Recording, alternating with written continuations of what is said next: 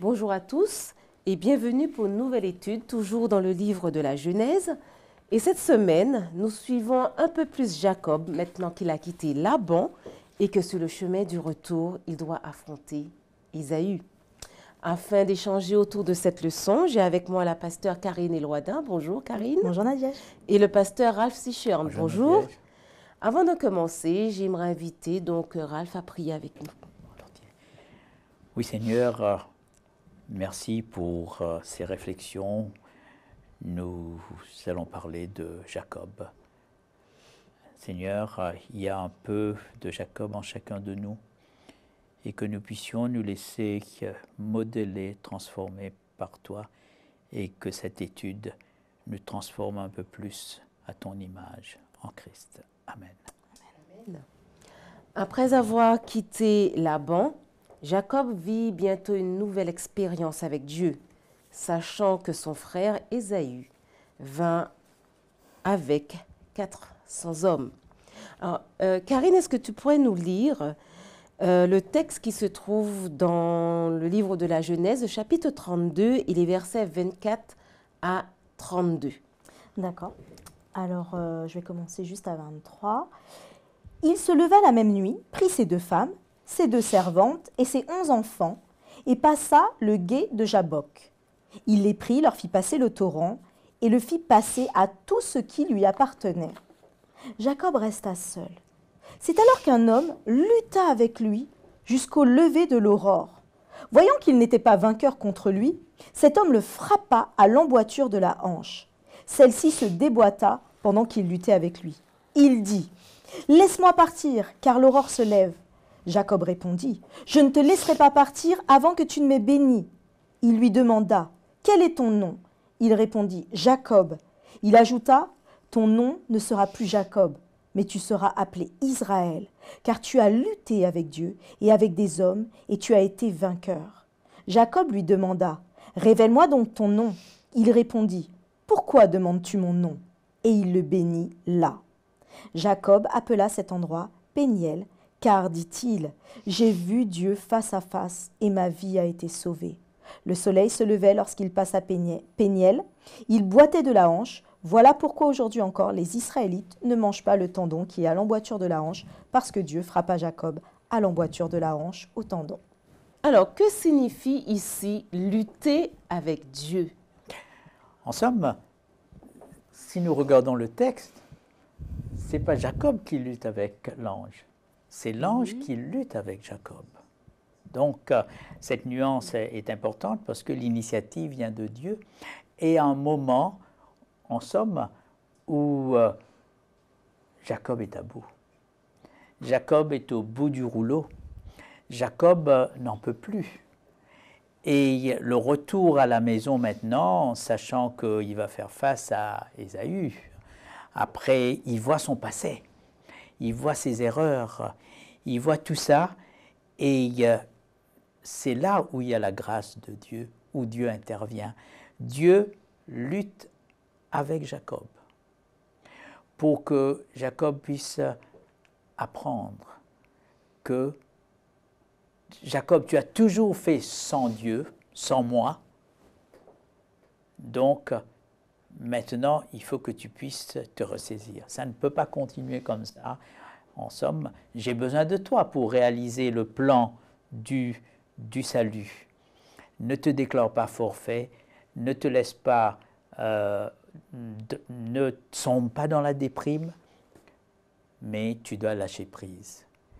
Et là, nous sommes dans cette configuration où l'ange va lutter, et puis ça a été une lutte sans merci quand nous connaissons Jacob. Hein, comment c'était un dur.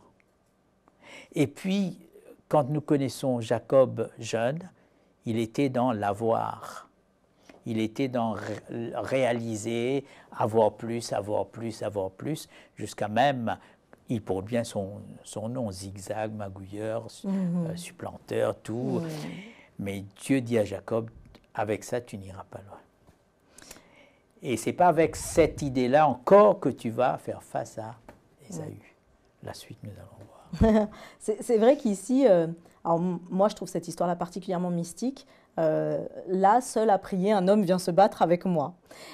Les expériences sont très importantes parce qu'on se rappelle quand même que son grand-père, Abraham, avait eu une intervention aussi comme ça de personnes qui étaient venues, donc pas pour se battre, hein, mais Melchisédek quand il s'est présenté à lui. Donc il avait déjà eu, et ils connaissent les histoires, ça se répète oralement. Donc il sait que des anges peuvent intervenir, des personnes peuvent intervenir. Donc là, cet homme, on peut comprendre qu'il a compris que ce n'était pas un simple humain, ce n'était pas quelque chose de juste simple qui se passait là, mais c'était totalement spirituel. Et ce qui, je trouve toujours très cocasse là-dedans, c'est que l'homme est venu, comme tu le disais, lutter avec lui, mais c'est Jacob qui ne va pas le lâcher. Et lui, il va lui dire « laisse-moi partir ». Non, non, non, je ne te lâcherai pas. Et le mot « lutter » ici, alors, il y a 2 mots qui sont utilisés. Et le premier qui est utilisé au verset 25, c'est le mot donc « lutter » dans le sens de devenir poussiéreux, c'est-à-dire tellement ils se roulaient par terre, en fait. Ils étaient vraiment en train de se rouler par terre. Et le deuxième au verset 28, quand l'ange va lui dire « car tu as lutté », il lui a dit « tu as persévéré, tu as été capable, tu as enduré, tu as dépassé ». Donc on voit qu'ici, le mot « lutter » a une double signification. D'abord, je bataille, je tiens ferme. Et ensuite, tu as accompli, tu as fait, tu as réalisé. Voilà, c'est cette idée de persévérance dans la lutte. Ce n'est pas juste je me bats, mais je bataille pour rien. Non, je vais jusqu'au bout de ce que j'ai défini. Et là, en tout cas, il l'aura, puisqu'il aura sa bénédiction. Cette lutte, en somme, nous sommes là dans la poussière, mais vient la grâce de Dieu. C'est cette grâce que Dieu fait à Jacob dans cette lutte. In fine, il sera béni. Et il sera béni non pas à cause de ses mérites, parce qu'il ne mérite rien avec l'attitude qu'il avait. Mais le fait de lutter et de chercher cette bénédiction, il reçoit la grâce. Alors, que signifie ce changement de nom, Jacob? Tu t'appelleras plus Jacob, mais tu t'appelleras Israël. Pourquoi Dieu change-t-il le nom de Jacob à ce moment précis? Dans la pensée hébraïque, il y a toujours ce changement de nom dans la Bible. Nous voyons plusieurs fois. Et ce changement de nom ici, c'est que tu n'es plus ce que tu as été. Maintenant, j'ai fait de toi quelqu'un d'autre. Il doit y avoir cette transformation. Il doit y avoir, comme on dit, lâcher prise dans le passé pour prendre ce qu'il y a de nouveau. Et l'ange connaissait le nom de Jacob. Comment t'appelles-tu? C'est que ici, l'ange veut que Jacob puisse faire l'introspection en lui, en toi-même. Tu sais que tu es tordu, tu sais que tu es usurpateur, tu sais ça. Mais maintenant, tu ne le seras plus. Tu ne le seras plus parce que je vais te bénir, parce que je veux apporter cette transformation. Ici, seul Dieu peut apporter cette transformation. L'homme, Jacob, ne pouvait pas. Il a toujours essayé, mais cette transformation, il va être, en somme, il va recevoir maintenant, tu n'es plus tordu, mais tu deviendras prince de nation. Oui, c'est vraiment, en fait, c'est cette conversion qui va se passer à ce moment-là. En fait, celui qui était, comme tu le disais, Jacob, donc c'est le mot qui veut dire supplanteur, chemin tortueux, mais qui vient aussi du mot Yakab, donc assaillir insidieusement, duper, c'est vraiment dans la profondeur des choses. Son nom veut dire, voilà, tu n'as rien de droit en fait en toi. Et il passe de ce nom-là à, quand marque l'ange va marquer cette transition à, maintenant ça fait partie du passé, toutes choses sont devenues nouvelles, voici tu deviens le prince des nations. Voici, tu deviens celui qui va leader le peuple. Voici, tu deviens... Et là, tout un chemin nouveau. Mais pourquoi? Parce que tu as lutté, tu as persévéré, parce que tu t'es détourné de tes mauvaises voies. Jacob, ici, sort de l'avoir pour entrer dans l'être. Et les choses les plus importantes en ce monde ne sont pas les choses. Et ça, Jacob a appris à ses dépens. Et quand il a appris ça maintenant, il n'avait plus besoin de richesse avec tout ce qu'il a montré à Isaac, avec tout ce qu'il a montré à Ésaü, pardon. Il était devenu riche. Donc, Dieu dit à Jacob, mais en somme, tu portes bien ton nom. À cause de ce que tu es, tu as pu acquérir tout ça. Mais avec ça, tu iras où face à Ésaü? Nous voyons, de par ce changement après, quand il va rencontrer Ésaü, il y aura un changement d'attitude. Alors, il y a une chose aussi qui m'interpelle là, petite digression, hein, c'est comment dans nos luttes, elles peuvent se transformer en bénédiction. Parce que là, il sait qu'il va aller rencontrer son frère. Et très clairement, il a peur. Parce qu'à la base, quand il a quitté son frère, c'est « je vais te tuer ». À la mort de mon père, je vais te tuer. Leur père est mort, c'est ce qui peut se passer. Et il a des familles, il a une famille. Donc là, dans sa lutte, il va être béni. Dans sa lutte, il va avoir la réponse à ses questions. Et il aura déjà une idée, en tout cas une vision de la relation qui va se passer, ou en tout cas comment ça va se passer le lendemain avec son frère. Beaucoup d'humilité. Oui, la présence de l'ange va changer sa vie. Le trompeur est dans la torpeur. Par la présence de Dieu, il devient tout autre. Donc, d'où ma question, à partir de là, quel changement peut-on voir dans la vie de Jacob à partir de cette nuit où il a lutté avec Dieu? Il n'est plus le même. Sinon, nous voyons comment maintenant il va prendre conscience, comment si Ésaü est dans cet état, ce n'est pas de sa faute. Moi, j'ai été un peu coupable de cela, et puis il va faire profil bas. Tout à l'heure, nous allons voir dans la leçon. Oui, j'aime beaucoup le verset 3 du chapitre 33 qui dit lui-même passa devant eux, donc devant les Rachel, les enfants et les autres, et il se prosterna à terre 7 fois jusqu'à ce qu'il soit près de son frère. 7 fois, il va se prosterner jusqu'à arriver à son frère. C'est pas le Jacob qu'on a connu. C'est celui qui essayait de trouver un moyen, une petite manigance, qu'est-ce qu'on va faire? Là, non, il est totalement reddition totale entre les mains de Dieu, entre les mains de son frère, quel que soit ce qui peut se passer, mais il abandonne. Maintenant, il fait face. Donc, c'est un homme qu'on voit qui peut reconnaître son péché, qui n'est plus esclave de toute sa tromperie et de tout ce qu'il faisait avant, qui reprendra la tête du peuple d'Israël en plus, parce qu'il en deviendra le leader, et qui accomplit la prophétie. C'est un revirement de situation. Ce brisement, il est cassé. Il va boitiller, nous pouvons dire. Oui. Donc, il n'est plus le jeune Jacob, il est fragile. Il a pris conscience de sa fragilité, et là, il va en somme, ce Jacob transformé, qui ne cherche pas à confronter Ésaü par ses propres moyens, il va être, en somme, il va comprendre que sans cette rencontre, c'était impossible pour lui de sortir la tête haute, de sortir gagnant-gagnant avec Ésaü. Donc, il va il va comprendre cela. Il n'est plus, en somme, le Jacob qui magouille, il est celui qui cherche à, en somme, avoir son frère, ne pas être au-dessus, mais de faire profil bas. Donc, nous continuons donc l'histoire de Jacob au chapitre 33, toujours dans le livre de la Genèse, et nous voyons dans ce chapitre que Ésaü et Jacob vont vivre le pardon. Quelles sont les différentes étapes pour vivre le pardon? Ce récit met en évidence plusieurs étapes du pardon. Quelles sont ces étapes? Alors, moi, j'aime bien déjà un premier texte qui nous dit 1 Jean 1, 9. « Si nous confessons nos péchés, il est fidèle et juste pour nous les pardonner et pour nous purifier de toute iniquité. » Première chose que je dirais, reconnaître son péché. Jacob a reconnu son péché. Il a reconnu à quel point il était tortueux et autres. D'ailleurs, il a lutté avec l'ange. Il a demandé pardon à Dieu.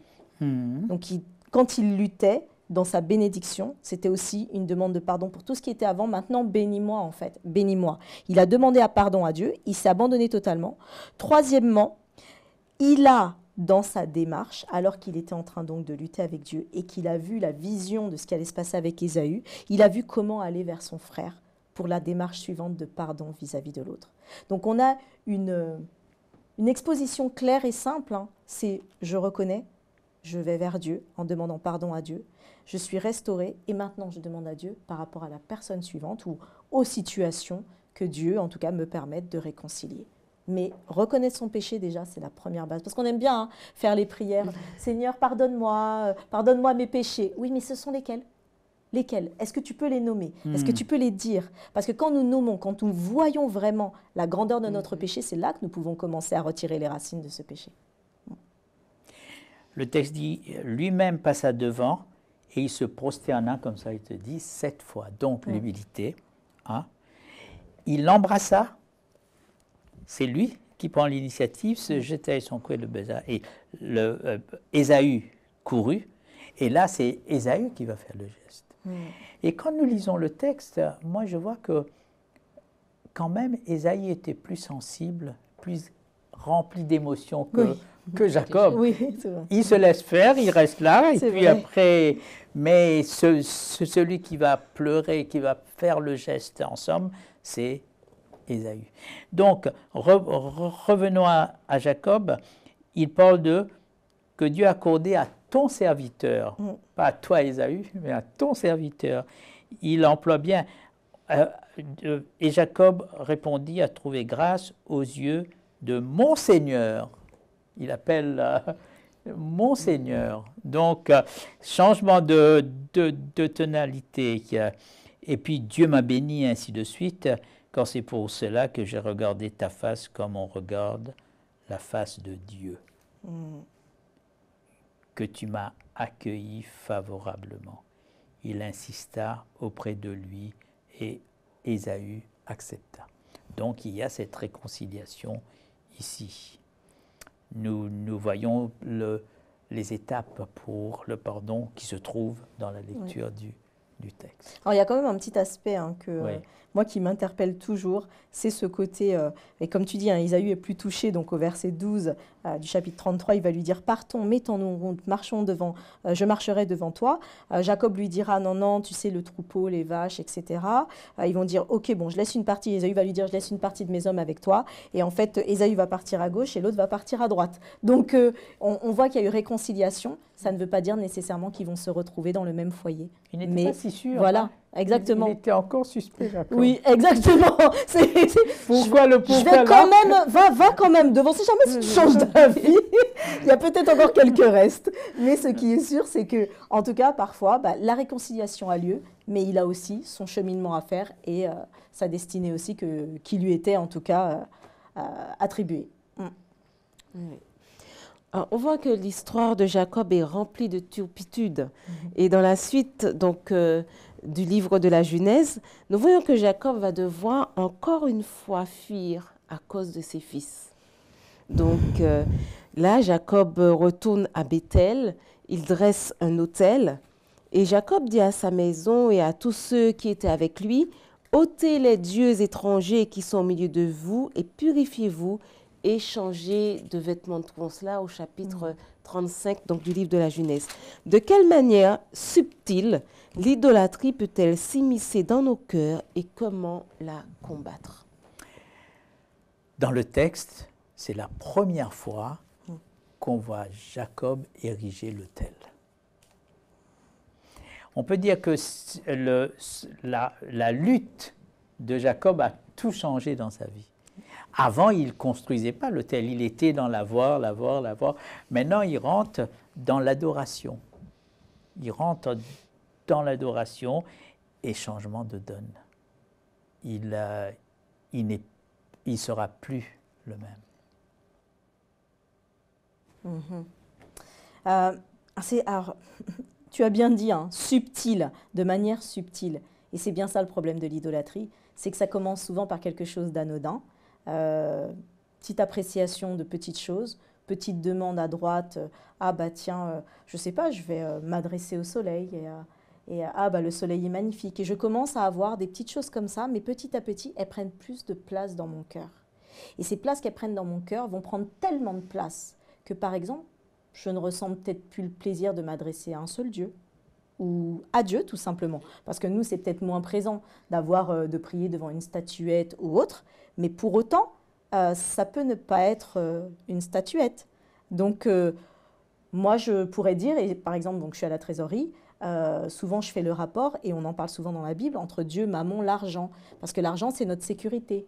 L'argent nous rassure, l'argent nous dit que tout ira bien, l'argent nous donne une position, l'argent nous donne tout ça. C'est ce qu'on croit en tout cas. Donc on en a fait notre Dieu parfois, alors qu'il n'en est rien de tout cela. Et ça peut être pareil pour ton téléphone, ça peut être pareil pour la nourriture, ça peut être pareil pour ta télé, ça peut être pareil pour tes enfants. Parce qu'en réalité, ça on ne le met jamais, mais on a eu l'exemple d'Abraham il lui a été demandé de sacrifier son enfant. Combien si on leur disait choisis Dieu ou ton enfant? Qu'est-ce qui se passe? Nadia, tu vois tes enfants. Hein.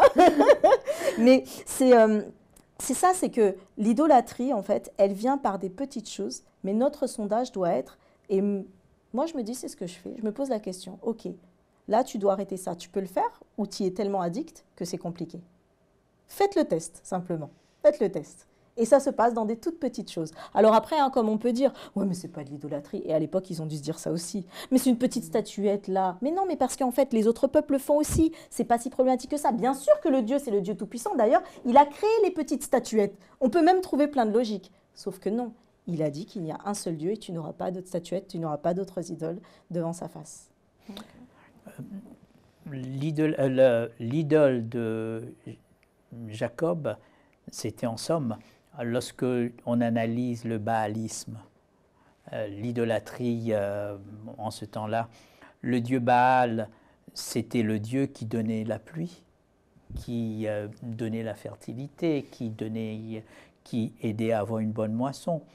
Et là, nous pouvons comprendre que dans ce pays où il n'y a pas beaucoup d'eau, où il y a de sécheresse, qu'il y a cette tentation d'aller voir ce Dieu qui distribue de la pluie.